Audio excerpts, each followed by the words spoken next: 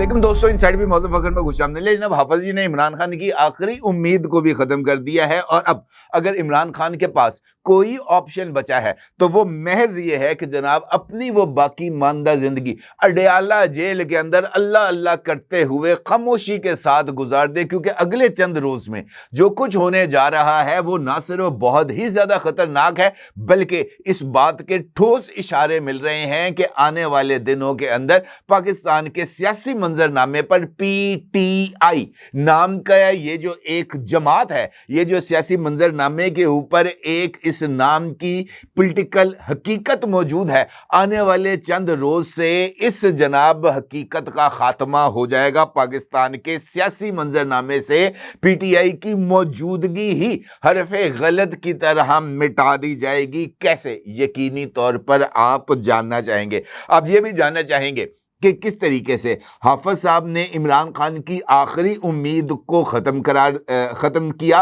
और किस तरीके से इमरान खान अब अपनी ज़िंदगी के बाकी दिन अडयाला जेल में गुजारेंगे। अब ये भी जानना चाहेंगे कि पाकिस्तान तहरीक इंसाफ की तहलील के लिए अब कौन सा ऑप्शन इस्तेमाल किया जा रहा है। इंपॉर्टेंट सूरत हाल है, इसके ऊपर बात करते हैं। लेकिन उससे पहले बात करते हैं अमरीकी कांग्रेसमैन के वफ्द की, जो कि पाकिस्तान के दौरे पर था और हकीकी मानों में अगर मैं आपसे सही बात कहूं तो इनफैक्ट इमरान खान की आखिरी उम्मीद तोड़ने, पाकिस्तान तहरीक इंसाफ की सियासी कमर को तोड़ने के लिए भी अमरीकी वफ्द का ये जो दौरा पाकिस्तान था, इसने बहुत ही ज्यादा इंपॉर्टेंट किरदार अदा किया। क्योंकि इस दौरे में पाकिस्तान तहरीक इंसाफ नाम की जमात या उससे ताल्लुक रखने वाले किसी भी फर्द के साथ अमरीकी वफ्द ने ना तो राब्ता करने की कोशिश की और ना ही अमरीकी वफ्द ने पाकिस्तान तहरीक इंसाफ को इतनी सी भी घास डाली या मुंह लगाने की कोशिश की,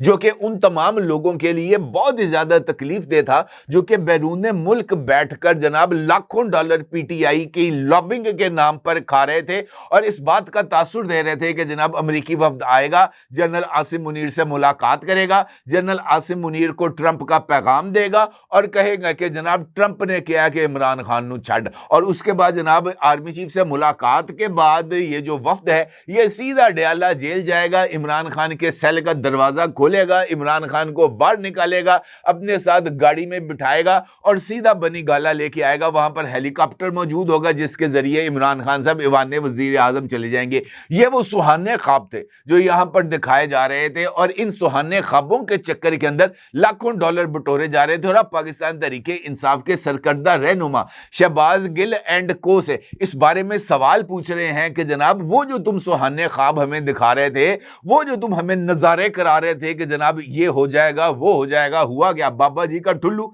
इसके अलावा क्या मिला? कख भी नहीं। और इसी इशू को लेकर जनाब पाकिस्तान तहरीक इंसाफ के अंदर जनाब एक नया तनाज़ा शुरू हो गया है। पाकिस्तान तहरीक इंसाफ के चेयरमैन बैरिस्टर गौहर का कहना है कि स्पीकर नेशनल असेंबली सरदार अयाज सादिक ने अमरीकी अरकान कांग्रेस से मुलाकात के लिए उन्हें नहीं बुलाया, जबकि स्पीकर चैम्बर की जानिब से यह बात बताई गई है कि स्पीकर जब भी कोई ऐसा इवेंट बुलाते हैं तो वो ऑपोजिशन से राब्ता करते हैं और इस मर्तबा भी ऐसा हुआ। स्पीकर ऑफिस की तरफ से चेयरमैन पाकिस्तान तहरीक इंसाफ बैरिस्टर गौहर से राब्ता किया गया, लेकिन बैरिस्टर गौहर पेशावर में मौजूद थे, वो इस्लामाबाद में मौजूद नहीं थे। उनके स्टाफ की तरफ से यह बात कही गई कि बैरिस्टर गौहर इस वक्त आउट ऑफ रीच है, उनसे बात नहीं हो सकती। अलबत्ता पाकिस्तान तहरीक इंसाफ के चीफ व्हिप आमिर डोगर साहब से राब्ता हुआ और आमिर डोगर साहब को स्पीकर की तरफ से यह बात पहुंचाई गई कि अमरीकी वफ्द के जो है ना वो एजाज के अंदर एक तकरीब मुनक्कद की जा रही है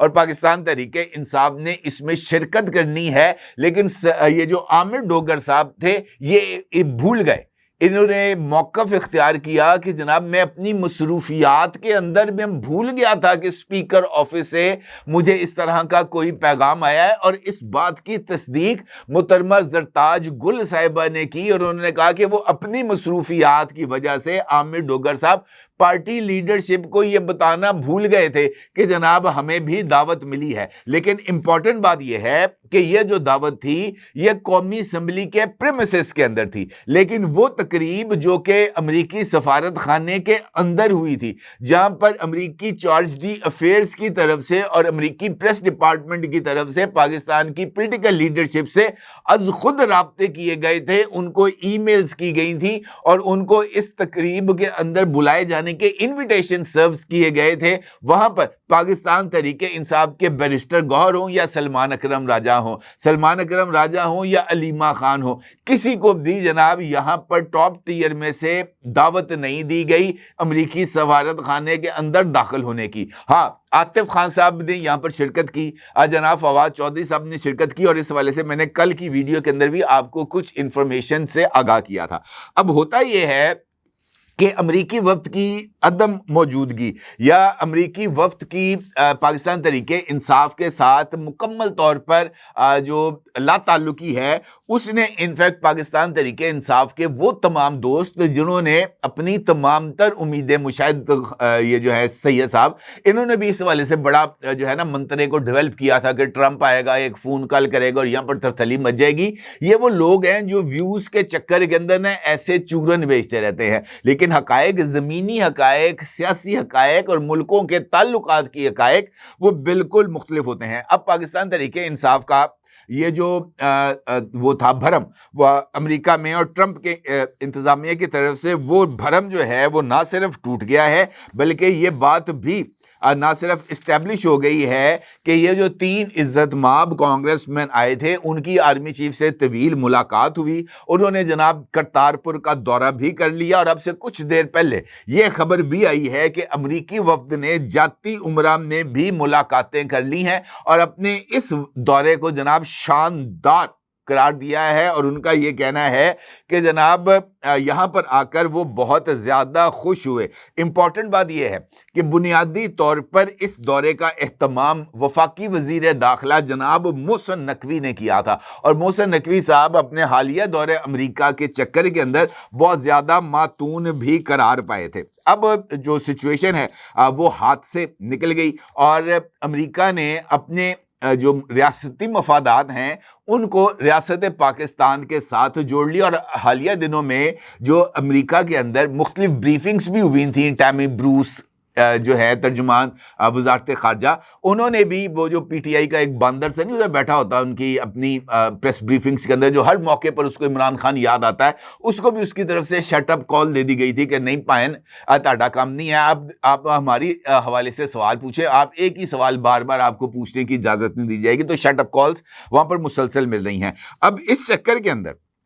یہ بات تو سامنے آ گئی کہ امریکی ترجیحات میں اس وقت عمران خان یا پی ٹی آئی نہیں ہے. تو اس کا مطلب یہ ہے کہ وہ سارے کا سارا بیانیہ جو ڈیل کے اعتبار سے بنایا جا رہا تھا کہ جناب امریکی وفد کے آنے کے چکر کے اندر پاکستان تحریک انصاف کو ڈیل آفر کی گئی ہے، اور سلمان درانی اور اس طرح کے دیگر لوگوں نے اس بات کا بھی تاثر دیا تھا کہ عمران خان جناب بس یوں 2 دن کی بات رہ گئی، عمران خان بنی گالہ میں ہوں گے یا زمان پارک میں ہوں گے. ان کے لیے یہ خبر ہے کہ عمران خان اب طویل عرصے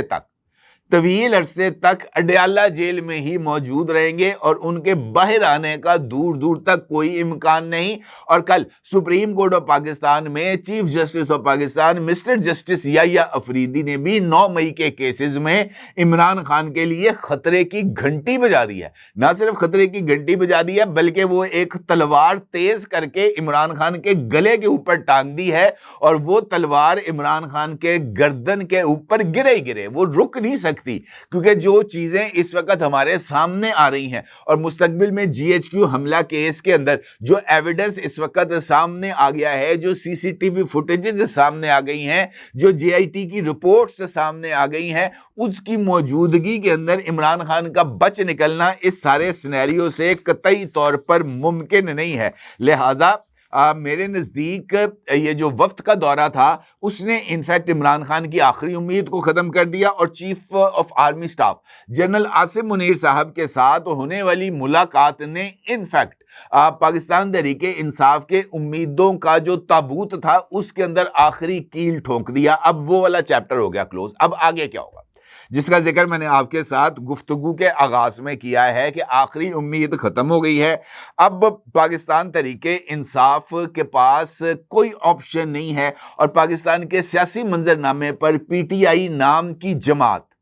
کا وجود نہیں رہے گا کنفرم. اب یہ کیسے ہوگا؟ اب دو آپشنز ہیں اس حوالے سے. ایک آپشن تو یہ ہے کہ پاکستان تحریک انصاف کے حوالے سے کورٹ آف لا سے ڈیکلیریشن لیا جائے اور اس ڈیکلیریشن کے لیے جانے کے بعد آلریڈی ایک ڈیکلیریشن موجود ہے الیکشن کمیشن آف پاکستان کا, ایک دوسرا ڈیکلیریشن ملنے کے بعد جناب پاکستان تحریک انصاف کو ٹیررسٹ آرگنائزیشن ڈکلیئر کر کے وزارت داخلہ کی طرف سے نوٹیفیکیشن جاری کر دیا جائے گا. اور اس کے لیے اس بات کا واضح اشارے اور ثبوت موجود ہیں کہ ماضی میں کس طریقے سے پاکستان تحریک انصاف کی طرف سے وفاق پاکستان پر حملہ کیا گیا, اور ابھی حالیہ دنوں میں مراد سعید جو ایک سے زائد مقدمات میں اشتہاری ہیں, ان کی طرف سے سوشل میڈیا کے اوپر جو اعلانات کیے جا رہے ہیں وہ اس بات کی طرف اشارہ ہے کہ پاکستان تحریک انصاف ایک مرتبہ پھر وفاق پاکستان پر حملہ کرنے کی کوشش کر رہی ہے. اور مراد سعید کی طرف سے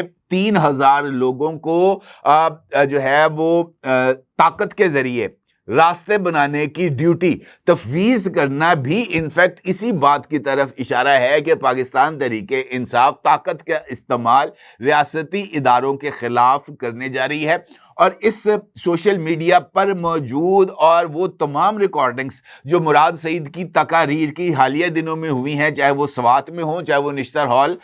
پشاور میں ہوں, ان تمام تقاریر کا ریکارڈ بھی ہے. اور اس ریکارڈ کی موجودگی میں وفاقی وزارت داخلہ پاکستان تحریک انصاف کے خلاف کارروائی لینے کی پوزیشن میں ہے. دوسرا امپورٹنٹ ایسپیکٹ ہے پاکستان تحریک انصاف کے چیئرمین بیرسٹر گوہر خان کا استعفیٰ, اور اس حوالے سے اس پلیٹ فارم سے آپ کے اوپر اس خبر کو شیئر کیا گیا تھا کہ بیرسٹر گوہر خان ممکنہ طور پر پاکستان تحریک انصاف کی چیئرمین شپ چھوڑنے کا سنجیدگی کے ساتھ غور کر رہے ہیں, اور انہوں نے اپنے قریبی حلقوں میں اس بات کا اندیا دیا ہے کہ جس طریقے سے چیئرمین کے ہوتے ہوئے, چیئرمین کا یہ جو دم چھلا ہے میرے ساتھ لگاتے ہوئے, جس طریقے سے پارٹی کی لیڈرشپ اور خاص طور پر عمران خان کی بہنیں جو سلوک کر رہی ہیں سلمان اکرم راجہ کے ذریعے, وہ کسی بھی طور پر قابل برداشت نہیں ہے. اب اس استعفے کے حوالے سے